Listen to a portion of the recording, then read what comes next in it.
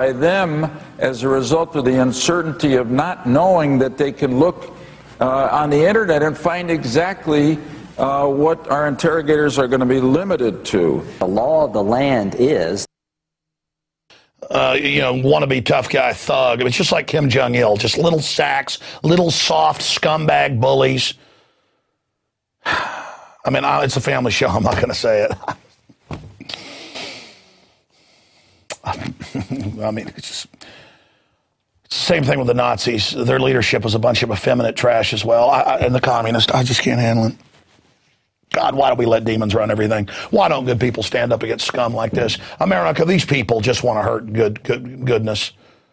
I mean, sitting there, I want the terrorists to be scared. I want them to be terrorized. You become the terrorist, and they know that. They're selling you on how they're going to terrorize you. They're setting the precedents.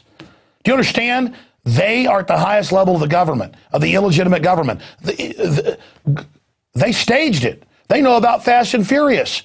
They know about 9/11, Oklahoma City, all of it. These are dangerous people. Nobody's safe. We're the target.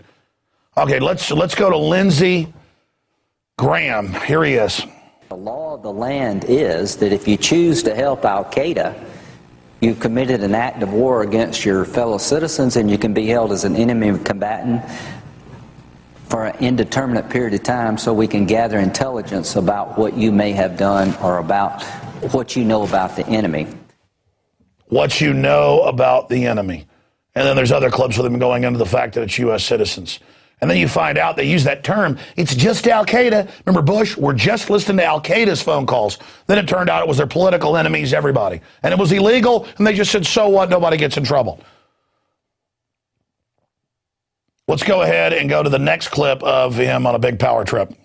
And to those American citizens thinking about helping Al-Qaeda, please know what will come your way. Death, detention, prosecution. And when they say, I want my lawyer, you tell them, shut up. Your time is expired. Get a lawyer. You're an enemy combatant, and we're going to talk to you about why you joined Al-Qaeda. If you're an American citizen helping Al-Qaeda, the only people they've gotten to actually think they're working with the imaginary CIA, Al-Qaeda, are always poor people who are mildly retarded, and literally they've all got about 85 IQs or lower, who they recruit out of the prisons that are the giant modern universities of corruption. And then they're always led by an FBI. Even mainstream media admits it's all setups. And they go and they find some weak-minded person, they pay them all this money. Okay, we're going to deliver you the bomb now. Go put it under the Christmas tree. Remember last year to scare everybody so the government can dominate the news headlines. And that dirty Al-Qaeda, they even want to get our Christmas. And I'm not saying there aren't Muslim extremists. Let's get that straight. The point is, Al-Qaeda is as phony as a $3 bill. You got me? This isn't my opinion. It isn't my opinion that male walruses have tusks. It's not my opinion that the Easter Bunny isn't real. It's not my opinion. You understand? There's some things that are bull, like the Easter Bunny. There's other things that are real. The government shipped tens of thousands of guns into Mexico and drugs back into the country. It's all come out, buried in the newspaper. These are criminals, folks, and we all sit here like naive idiots while these megalomaniacs on power trips try to start World War III. And you've got this cowardly little creature about citizens want to see a lawyer, and he's like, you asked for a lawyer? I think, shut up. That's so they can silence any of us they want. The government runs Al-Qaeda. The criminals in government stage these things. It's a fact, folks. Hundreds of pieces of evidence, incontrovertible. And they're all in the intelligence committees. They all know this crap. They all know. And they're trying to sell you on pure evil. Do you have any idea how much danger we're in? Oh, these people are so evil. Let's go ahead and go to Senator Carl Levin. I played this one before because there's a bunch of these clips where it's on record, it does affect citizens, and Obama was for it. And I've had constitutional lawyers on, Bruce Fine, Ron Paul says it establishes martial law. He's in Congress. For those of you in denial, you need to understand, folks, this is really happening, okay? It was just like the Patriot Act. They said, oh, it doesn't affect citizens. Now it's admitted it does. People are like, well, of course it does. It's just Al-Qaeda. All right, let's go to the next clip. Here it is. And I'm wondering whether the senator is familiar with the fact that the language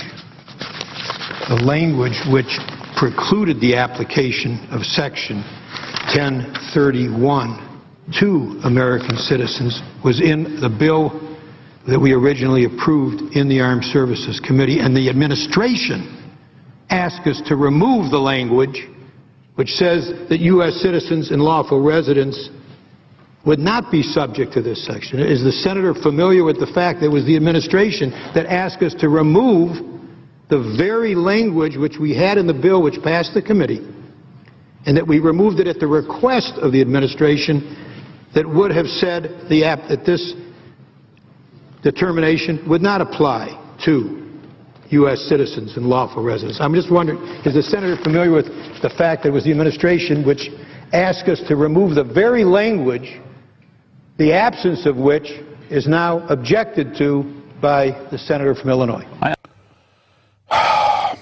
We got another clip of Rand Paul, who I know and who's a good man, saying, I know you well-meaning senators think you're helping America, but this destroys America. And, of course, Rand's trying to be polite. You can't be polite with dirtbags, okay? These people are trying to destroy everything that makes this country special and protects our families, okay?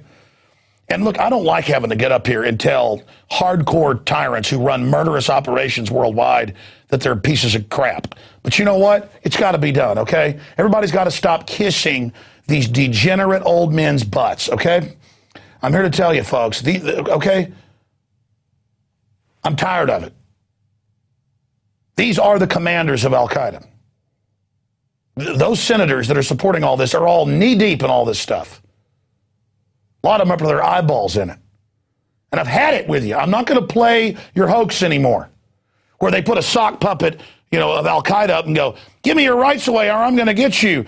I'm going to blow something up if you don't let me take all your rights and steal your bank accounts and take over all these countries. Do what I say. To the American people, like, oh, yes, sir, you're so powerful. Do what I say. I want an Al-Qaeda puppet. I want to show people what they do. Because, here's the globalists. Oh, Al-Qaeda's scary. And I'm like, hey,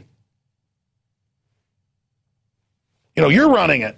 They're like, no, don't look at me. I'll arrest you. I mean, that's what it is. It's just like, oh, Al-Qaeda will get you. And I'm like, look, your arm is running it. I mean, you get them on the airplanes, you protect them, you give them the country's control. I mean, I'm not going to sit here and live like an idiot. I know it's fun at a primitive level to, the Al-Qaeda, it's a guy wearing looks like a big blouse, Obi-Wan Kenobi with a big beard. It's so scary. Oh, my God, they're going to get me. Yes, grope my wife. But it's all aimed at you. Just remember that. And down the road, don't say you weren't warned. Many years from now, after we've gone through this great intensification of evil, let's just not relive it the next time. Please learn from history, future generations.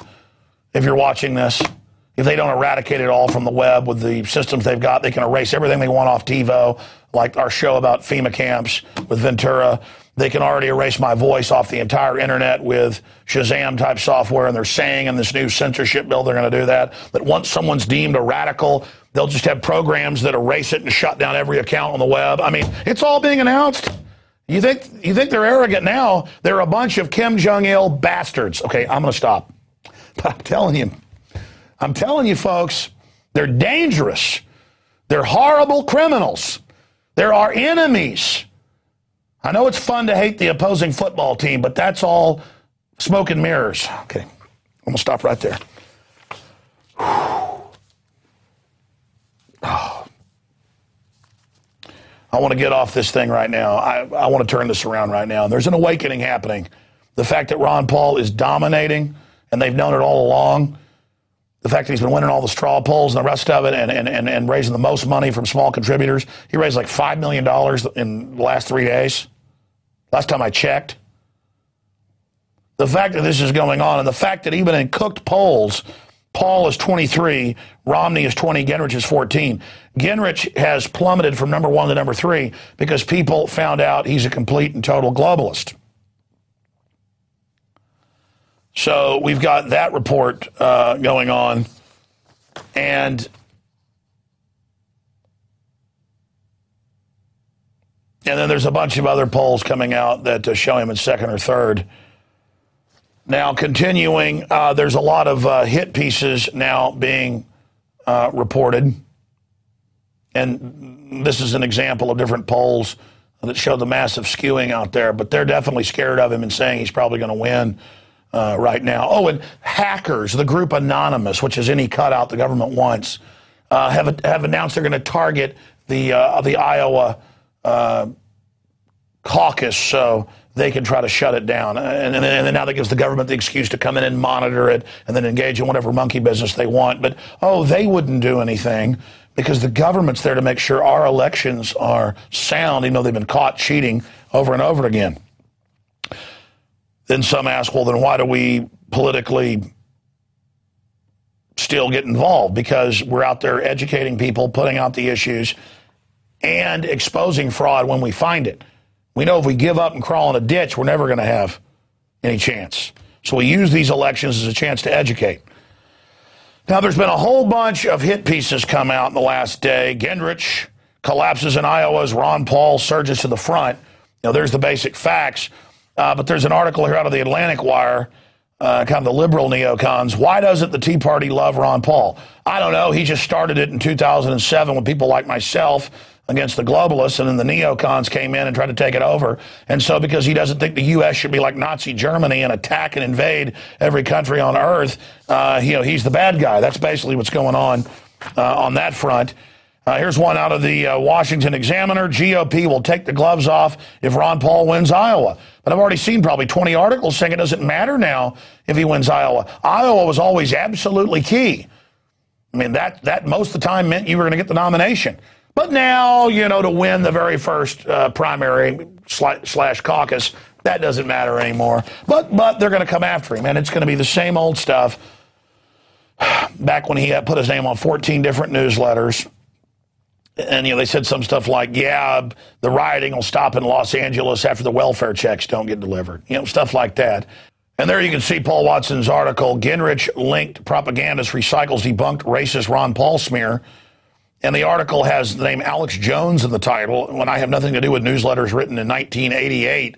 But, again, it's all broken down there, even from mainstream media sources, that he had 14 different newsletters at one time. It was like the internet of the age that he would loan his name to, with dozens of writers. It'd be like if something was on Infowars.com or JonesReport.com, and then saying, well, it's called Ron Paul Reports. And they admit most of these were supplemental special reports that would be mailed out almost daily that you'd get in like 2 or 3 days when an event happened. And again, you can read the stuff. It's like, the rioting's going to stop when the welfare checks, don't arrive. Or do arrive. I mean, that's what happened. So there's this big obsession on this, and then they say, one of the newsletters, talked bad about Martin Luther King Day and called it Hate Whitey Day.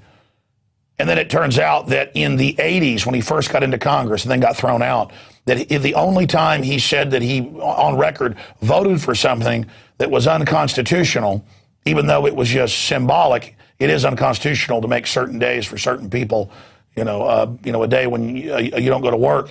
That was the one time Ron Paul did that, and he's always, since the 70s, back when it was unpopular in some areas, talked good about Martin Luther King. I mean, I've seen all the old interviews. I've seen Ron Paul on Access TV when he ran for president in the late 80s, talking about Martin Luther King. In fact, those tapes are out there now on the web, and talking about the CIA drug dealing. So it's what Ron Paul says out of his mouth. Not some obsession on, oh my gosh, he wasn't, something totally politically correct. And they also say in the same articles why Ron Paul said that HIV was manufactured to kill black people. He's a kook. Now, wait a minute. I thought he doesn't like black people, but he's warning in one report that there was links to it being a bioweapon, which, by the way, is in major studies. Now, that's real if you dig into that. So, he doesn't like black people, but he didn't want to kill them with HIV. You see how this works? And then also, he thinks there's going to be, Military on the streets. That's like all over the news right now. He was on Alex Jones's show and said this. I mean, this guy is a nut.